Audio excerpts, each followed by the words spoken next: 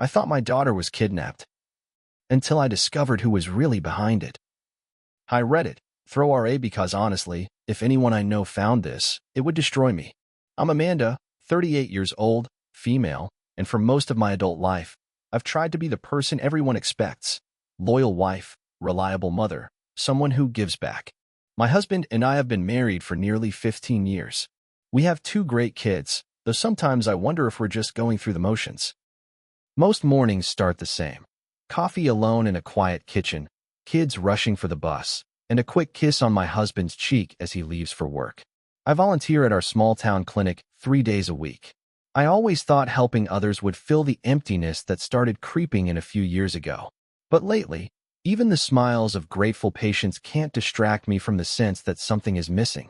That's when I met Will.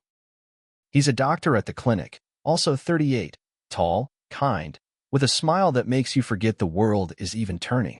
He's married, too, with 2 kids, Robert, who's 12 and quiet, and Alice, 14, who has a reputation around town as trouble. I tried not to notice how my heart skipped when he walked by, or how my day always seemed brighter when he'd make a joke just for me. But secrets, like cracks, always start small. Will and I started spending more time together at the clinic. Grabbing coffee in the break room, sharing quiet moments after patients left for the day. He was funny and warm, always quick with encouragement. But there was something else, a sadness in his eyes I couldn't ignore. Sometimes, he'd linger a bit too long when we talked. Sometimes, I caught him looking at me when he thought I wasn't paying attention. Our connection was electric and terrifying. We both knew we were crossing a line, but it was like gravity. I'd catch myself replaying our conversations late at night, wondering what it would feel like to let go, to be seen, to feel wanted. One Tuesday afternoon, the clinic was slow. Will suggested we grab lunch somewhere quiet. Instead, we ended up parked outside a motel just outside town. I don't remember who leaned in first, but suddenly we were kissing, hungry, desperate, like we'd been waiting our whole lives. We didn't say a word about what happened afterward, just drove back in silence. But that Tuesday became every Tuesday.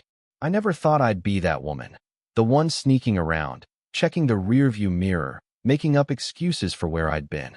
But once you start lying, it gets easier. Every Tuesday, Will and I slipped away to that same old motel. I told my husband I was volunteering late or running errands for the clinic. Will told his wife he had after-hours paperwork or emergency shifts. For a while, it felt intoxicating. I was alive again. Wanted, excited, like I had a secret just for me. Will opened up about his loneliness, how his marriage felt more like a business arrangement than a love story. He told me about his kids, Robert, the sweet boy who always tried to please, and Alice, who pushed everyone away.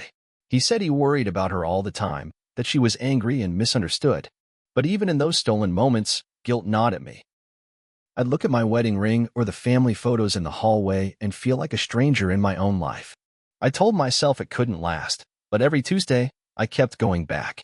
Because being with Will felt too good to give up. The more time Will and I spent together, the more the rest of my life felt like it was slipping away. I became distant at home, always tired or distracted.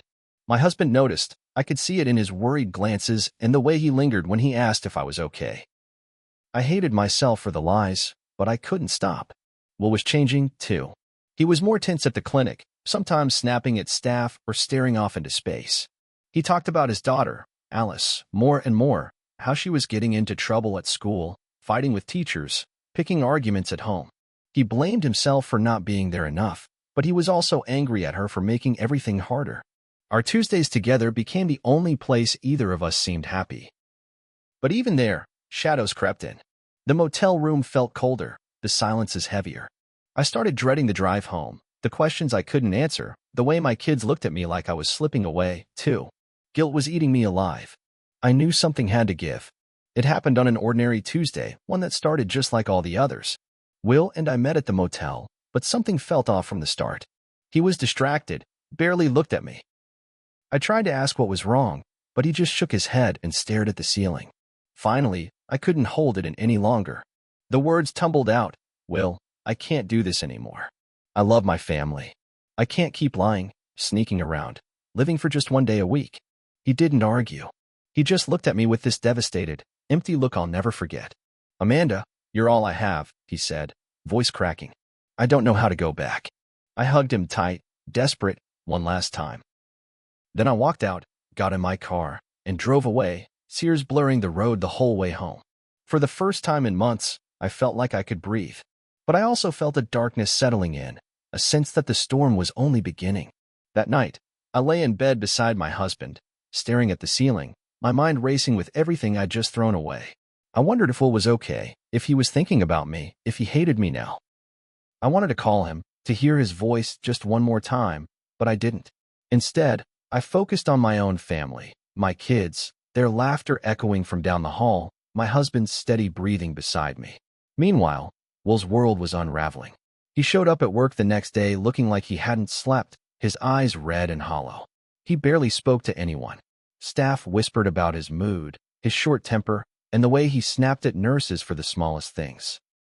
I tried to keep my distance, but it was impossible. Every time I saw him, my heart twisted. I wanted to reach out to fix things, but I knew I couldn't. The lines had already been crossed. There was no way back to the world we'd known before. But neither of us could have imagined how quickly everything would fall apart. Will's wife and kids were out that evening, his wife working late, the kids supposed to be at school and aftercare. Alone, with nowhere else to go and his mind spinning, Will drove home.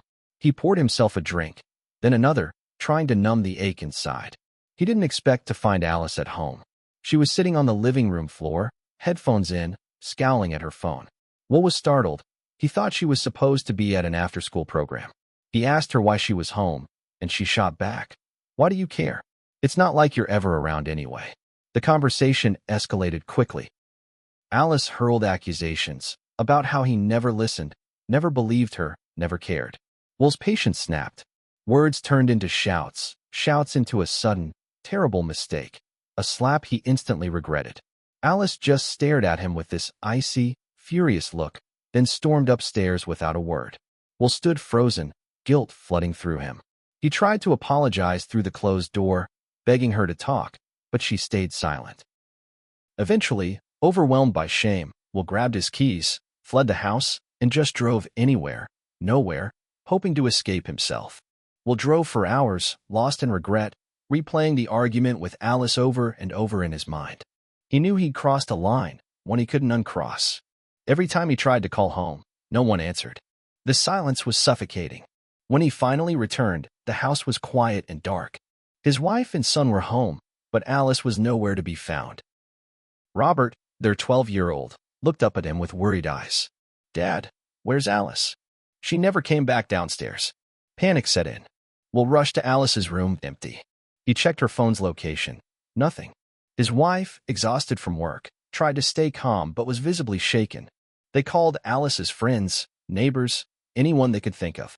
No one had seen her. As hours ticked by, fear turned to dread. Will's wife suggested calling the police.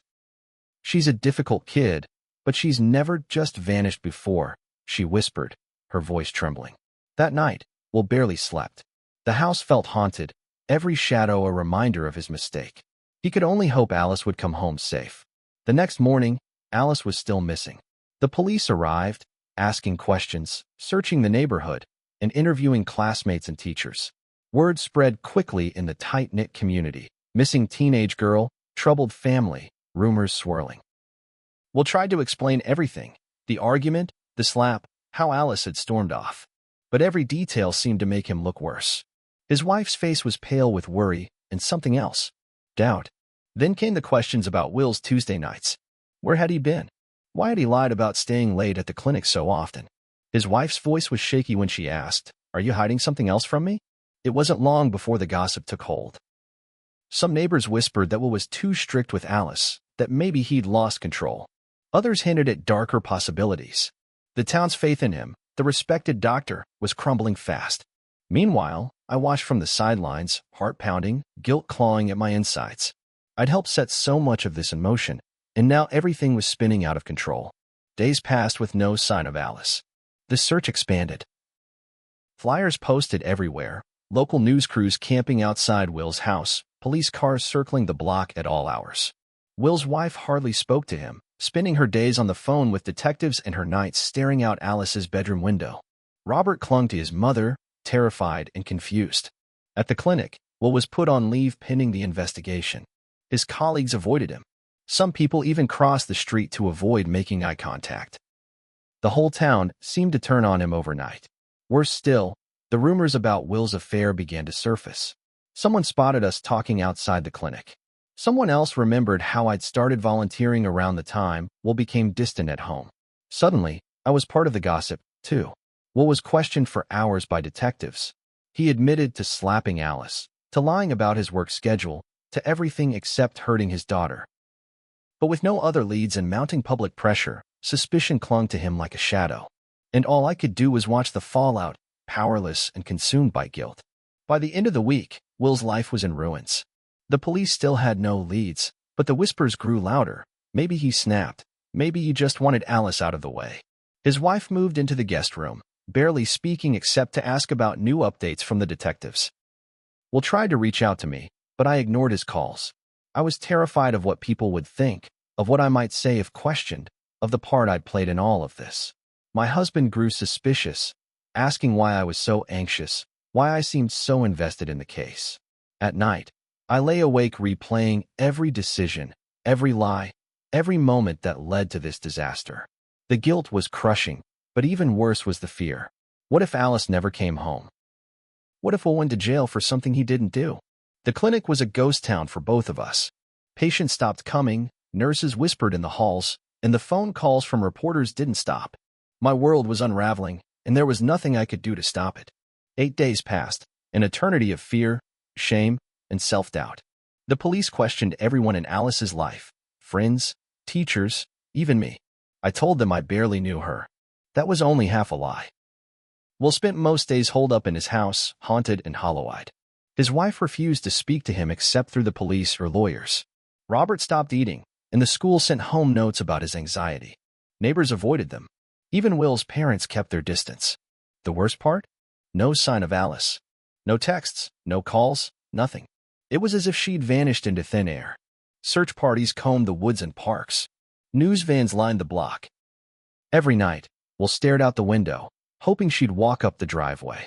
And I wondered if I'd ever forgive myself, not just for the affair, but for the storm of pain it unleashed. But then, just as hope was fading, something happened that no one expected. On the 9th morning, there was a commotion outside Will's house, a neighbor shouting, a police car speeding up the street. Alice appeared at the front door, looking exhausted, disheveled, and thin. Her hair was tangled, her clothes wrinkled and dirty, but she was alive. Will's wife rushed to her, sobbing with relief. Robert hugged his sister so tightly she almost fell over. Will tried to speak, but Alice just flinched away, barely meeting his eyes. Between tears, Alice told a shaky story. She'd run away after the fight with her dad, but on the way, someone in a van had grabbed her and kept her in a locked room for days. She said she escaped when her captor left the door unlocked, and she ran until she found her way home. The police and media exploded with the news, missing girl returns, possible kidnapping, case reopened. The community rallied around Alice and her mother. Will was left in limbo, the accusations against him neither proven nor dismissed. But as I watched from the sidelines, something about Alice's story didn't sit right. In the days that followed, the town buzzed with theories. Who had taken Alice, how she'd escaped, what happened during those 8 days. But rumors are no match for a guilty conscience.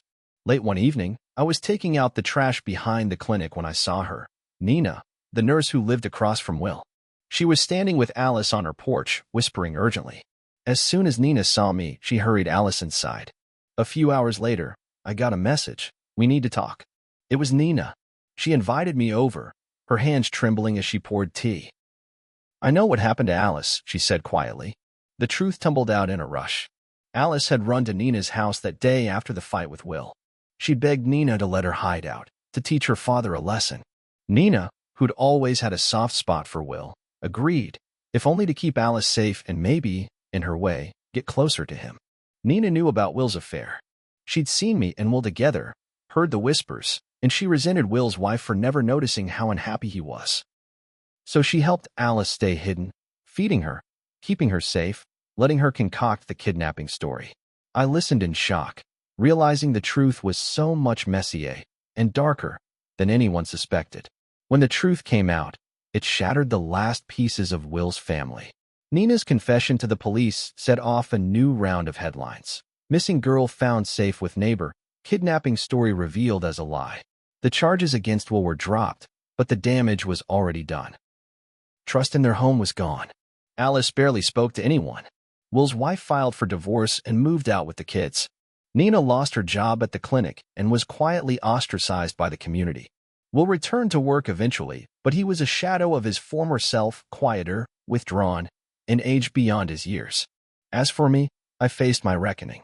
My husband found out about the affair. Our marriage went through its storm. I tried to make amends, but nothing was ever quite the same. I think about Will, about Alice, about all the lies and secrets that built up until everything collapsed. I wonder if any of us will ever really recover, or if the scars will always remind us of the price we paid for a few moments of forbidden happiness. But the lesson that sticks with me most? Secrets never stay hidden. And sometimes, the people we think we know best are the ones capable of the deepest betrayals.